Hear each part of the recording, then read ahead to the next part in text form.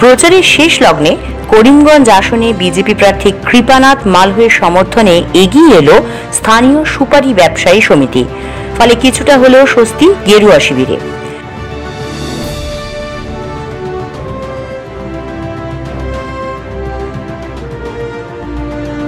বুধবার হাইলাকান্দি এবং করিমগঞ্জ জেলার মোট 5টি স্থানে পৃথক পৃথক সভা করে এই সিদ্ধান্তে পৌঁছায় সুপারি ব্যবসায়ী সমিতি।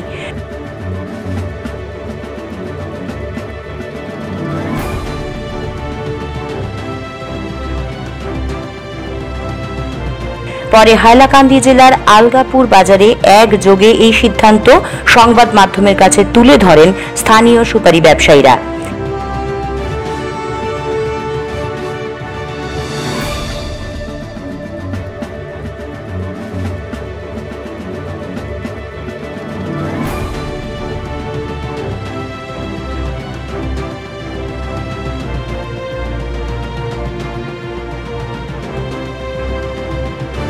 দীর্ঘদিন ধরে অবৈধ আমদানিকৃত বার্মিজ সুপারির জন্য বরাক উপত্যকার স্থানীয় সুপারি ব্যবসা ক্ষতিগ্রস্ত হয়ে আসছিল।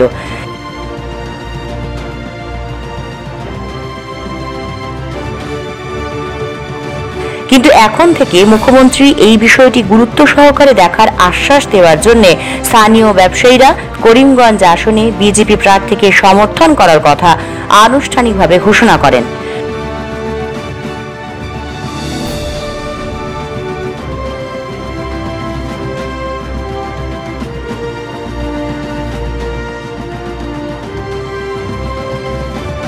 উল্লেখ্য, করিমগঞ্জ ও হাইলাকান্দি জেলায় কয়েক লক্ষাধিক লোক এই সুপারি উৎপাদন ও বিক্রয়ের সঙ্গে সরাসরি জড়িত।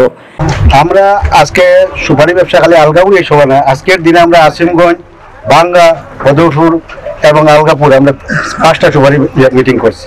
আমরা সব সুপারি ব্যবসায়ী, তোমরা সুপারি ব্যবসায়ী সিদ্ধান্ত নিয়েছি আমরা কৃপানাথ মালারে আমরা সমর্থন করছি। এই বলে আমরা সুপারি ব্যবসায়ী যারা আছি আমরা বিজেপির সমর্থিত প্রার্থীকে আমরা সমর্থন করছি। আমাদের দাবি, আমাদের 1-2 বছর থেকে সুপারি ব্যবসাটা আমরা খুব খারাপ চলতেছে। সিএমওর কাছে আমরা আবেদন করছি, সিএমও আমরা ডাকে সাড়া দিচ্ছি, ওইসব ঠিক আছে ইলেকশন পরে আমরা তোমরা এটা সমাধান করছি। স্থানীয় সুপারি, আমরা স্থানীয় সুপারি, আমরা তো স্থানীয় সুপারি ব্যবসায়ী।